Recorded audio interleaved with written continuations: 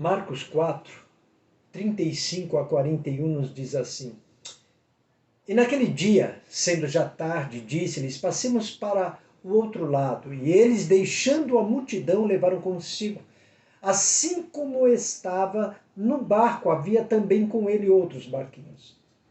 E levantou-se grande temporal de vento, e subiam as ondas por cima do barco, de maneira que já se enchia. E ele estava na popa, dormindo sobre uma almofada, e despertaram-no, dizendo-lhe: Mestre, não se te dá que pereçamos? E ele, despertando, repreendeu o vento e disse ao mar: Cala-te, aquieta-te. E o vento se aquietou, e houve grande bonança. E disse-lhes: Por que sois tão tímidos? Ainda não tendes fé? E sentiram um grande temor e diziam uns aos outros: Mas quem é este, que até o vento e o mar lhe obedecem?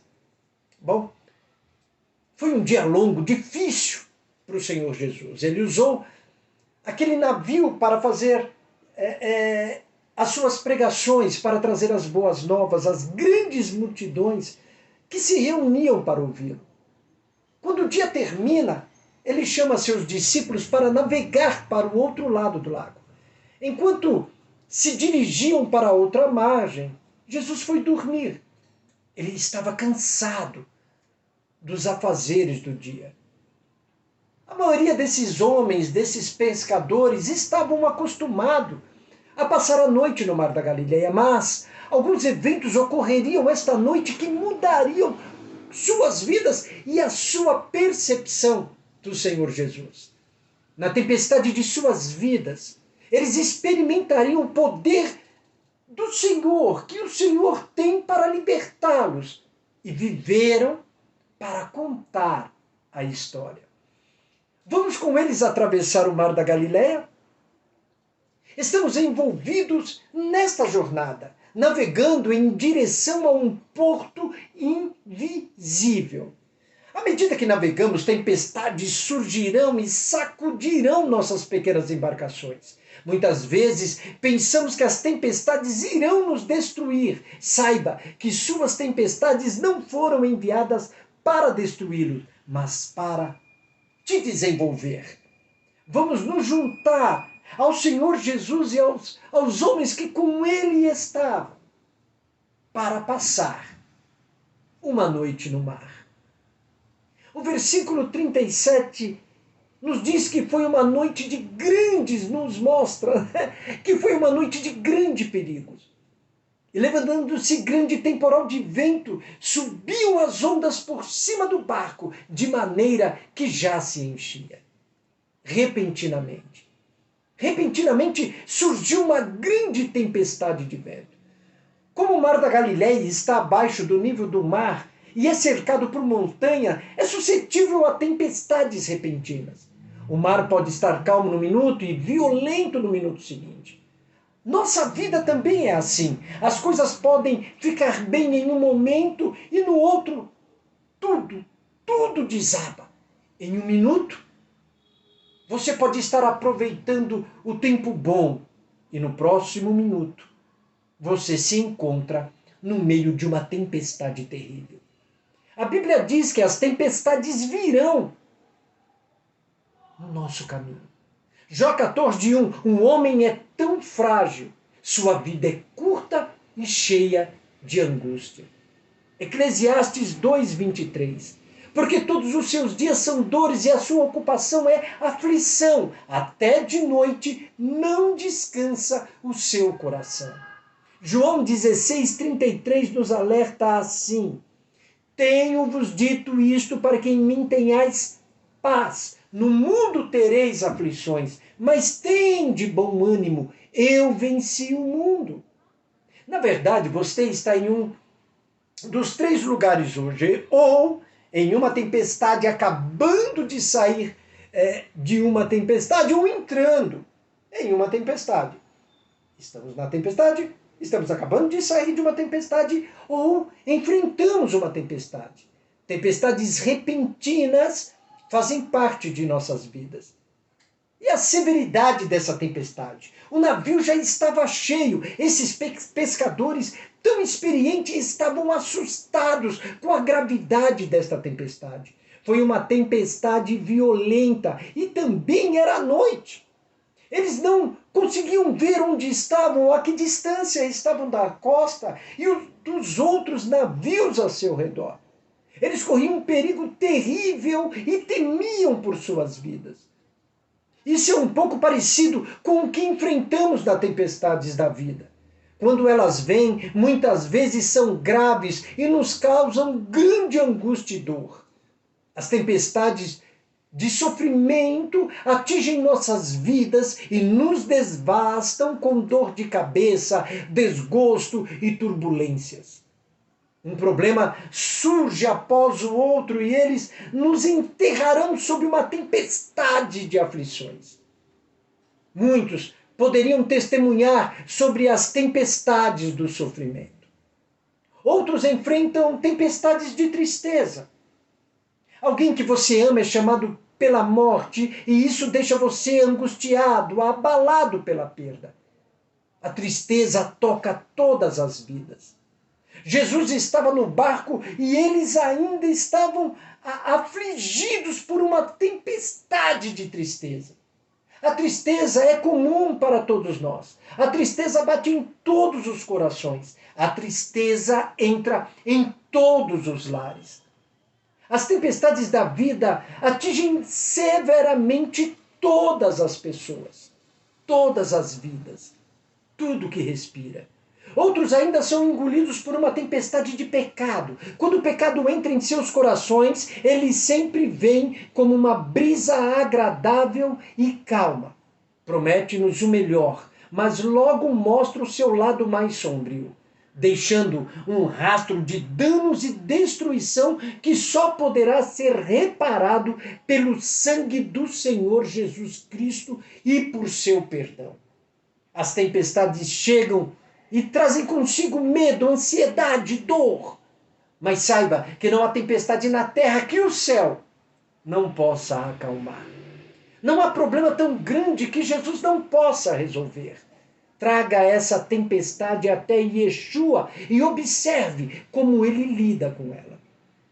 A fonte da tempestade. De onde veio essa tempestade? Quando Jesus acalmou essa tempestade no versículo 39 e disse aquieta-te, é a mesma palavra que é traduzida cala-te em Marcos 1:25.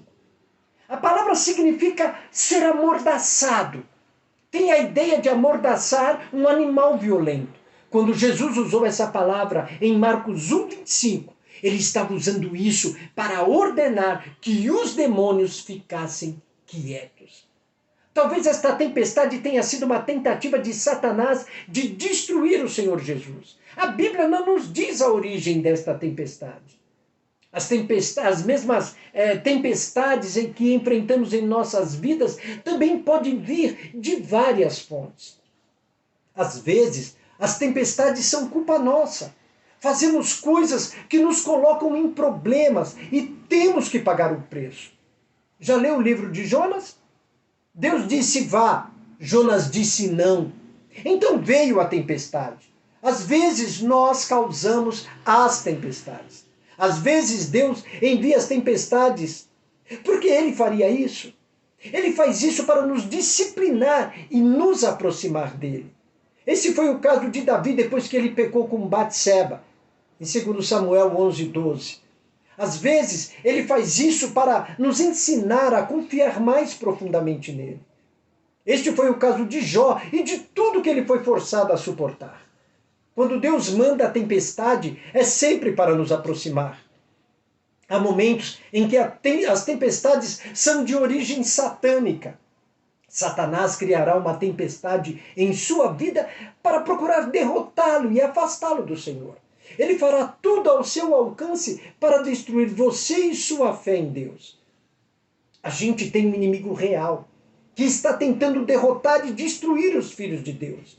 E ele fará o que for preciso para desviá-lo do curso de Deus. Felizmente, Satanás está limitado na sua capacidade de nos atormentar pela vontade soberana de Deus. Foi uma noite de grandes dúvidas. A maior tempestade daquela noite não foi no mar da Galileia, mas nos corações dos discípulos. Esta tempestade no mar provocou uma tempestade de dúvidas dentro deles. Vamos morrer. Enquanto a tempestade assola ao redor para eles, Jesus está dormindo profundamente na parte de trás do barco. Eles correm até ele, o acordam. Era usada para falar de um mar calmo que estava apenas começando a ficar agitado. Esses homens agora estão aterrorizados e perderam toda a esperança de sobreviver à tempestade. Eles duvidaram de sua preocupação com eles. Não te importas? Eles acusaram o Senhor de não se importar com o que eles estavam enfrentando. Por que essa dúvida? Afinal, eles já tinham visto Jesus vencer demônios, doenças, a depravação. Agora eles enfrentam uma tempestade e estão com medo. Você sabe qual era o problema deles? Eles estavam olhando para situações e não para o Salvador. Eles pensavam nos fatos e não na fé.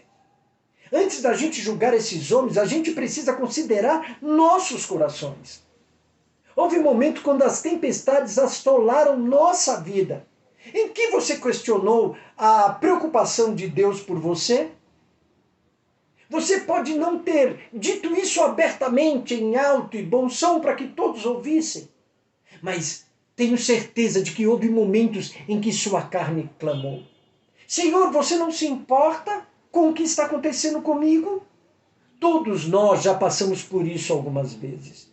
Eu só quero que você saiba que ele se importa. Ele se importa mais do que você jamais poderia imaginar. Hebreus 4, 15, 16 diz assim: porque não temos um sumo sacerdote que não possa compadecer-se das nossas fraquezas, porém, um que, como nós, em tudo foi tentado, mas sem pecado. Cheguemos, pois, com confiança ao trono da graça, para que possamos alcançar misericórdia e achar graça, a fim de sermos ajudados em tempo oportuno. Ele se importa e está fazendo algo a respeito da situação, mesmo que eu e você não perceba agora. Ele realmente se importa. Eles duvidaram do seu compromisso com ele. Nós perecemos. Lembre-se, foi Jesus quem os enviou para o mar. Esses homens deixaram tudo para seguir Jesus e agora ele os conduziu a uma situação perigosa. Eles têm medo de que Jesus simplesmente deixe todos morrerem. Jesus não os salvou para abandoná-lo quando as coisas ficam um pouco difíceis. Ele está absolutamente comprometido com você e nunca te abandonará. Hebreus 13, 5 diz assim: sejam vossos costumes sem avareza, contentando-vos com o que tendes, porque ele disse: não te deixarei, nem te desampararei. Quando a tempestade está forte, quando o seu barco está balançando e cambaleando, quando os ventos adversos estão soprando, quando as ondas estão quebrando contra o seu navio, ele não vai deixar você afundar. Ele vai te sustentar e nunca te abandonará em circunstância alguma. O Senhor Jesus Cristo está absolutamente comprometido com você. A cidade de Jerusalém uma vez se sentiu abandonada pelo Senhor. Aqui está o que eles disseram e o que o Senhor disse em resposta. Isaías 49, 14 e 16. Porém Sião diz: já me desamparou o Senhor e o meu Senhor se esqueceu de mim. Porventura, pode uma mulher esquecer-se tanto do seu filho que cria, que não se compadeça dele, do filho do seu ventre? Mas ainda que esta se esquecesse dele, contudo, eu não me esquecerei de ti. Eis que nas palmas das minhas mãos eu te gravei, os teus muros estão continuamente diante de mim. O Senhor amou a nação de Israel, a quem ele redimiu do Egito. Quanto mais ele amará e protegerá sua própria igreja, a quem ele redimiu pelo sangue de seu filho querido. Ele está comprometido com você. Eles duvidaram no que ele lhe falou. Passemos para o outro lado. Jesus já havia dito a estes homens o que iria acontecer. Ele lhes disse antes do início da viagem que eles estavam indo para o outro lado do lago. Se eles estivessem acreditado em suas palavras, teriam certeza da travessia. Sabe? Muitas vezes não somos diferentes. O Senhor já nos prometeu que tudo vai ficar bem. Ele nos prometeu que cuidará de nós. Lucas 12:32, não temais, ó pequeno rebanho, porque a vosso Pai agradou dar-vos o reino. Se pudéssemos aprender e acreditar em sua palavra, poderíamos enfrentar as tempestades da vida sem medo. A gente iria entender quem controla as tempestades, então teríamos paz, mesmo quando os ventos soprassem e as ondas quebrassem. Você não precisa ter medo de uma tempestade quando ela está nas mãos de quem te ama. Existe alguém que governa a terra e o mar. Existe alguém que tem o poder de acalmar as tempestades que surgem na vida. Você e eu não precisamos temer as tempestades quando o nosso gracioso e amoroso Pai Celestial estiver no controle. Foi uma noite de grandes descobertas. Quando eles despertaram Jesus do sono, ele começou a trabalhar. Então eles fizeram algumas descobertas preciosas sobre o Senhor. Ao enfrentarmos as tempestades de nossas vidas, podemos aprender tudo o que pudermos, sobre aquele que viaja conosco em nossa embarcação. Sobre o poder do Senhor. Esta tempestade que tanto aterrorizou aqueles homens não representou nenhum problema para o Senhor Jesus. Ele repreende o vento e falou com o mar. Quando ele o fez, os ventos silenciaram e o mar aquietou-se. Tão facilmente como ele curou os enfermos e expulsou demônios. Ele é capaz de controlar a tempestade. O Senhor a quem servimos ainda tem o mesmo poder hoje. Mateus 28:18 nos diz assim: e chegando-se Jesus falou-lhes dizendo, é-me dado todo o poder no céu e na terra. Sua tempestade não é problema para ele. Ele pode silenciá-lo com uma palavra se ele quiser. Ele pode, no entanto, desejar permitir que a tempestade também se alastre. Quando ele faz isto, ele é perfeitamente capaz de protegê-lo no meio dessa tempestade. Atos 27:22 nos diz assim: mas agora vos admoesto, a que tenhais bom ânimo, porque não se perderá a vida de nenhum de vós, mas somente o navio. Faltaria oportunidade para falar de Sadraque, Mesaque e Abednego, Daniel nas covas dos leões. Sobre as promessas de Deus. Assim como ele disse, eles passaram. Marcos 5:1, e chegaram ao outro lado do mar, a província dos Gadarenos. Eles aprenderam que sua palavra se cumpre. Jesus é fiel.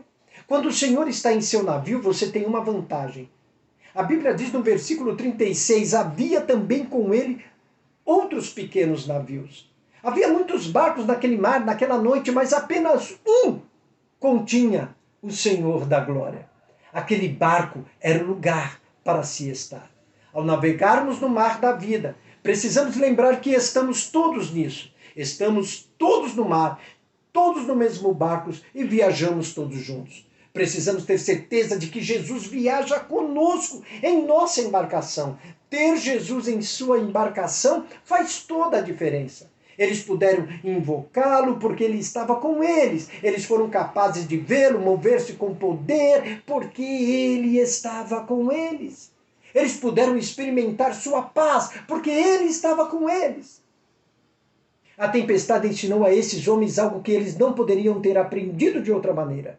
Teria sido bom se eles simplesmente tivessem acreditado nele, depois de vê-lo fazer todas as grandes coisas que fez.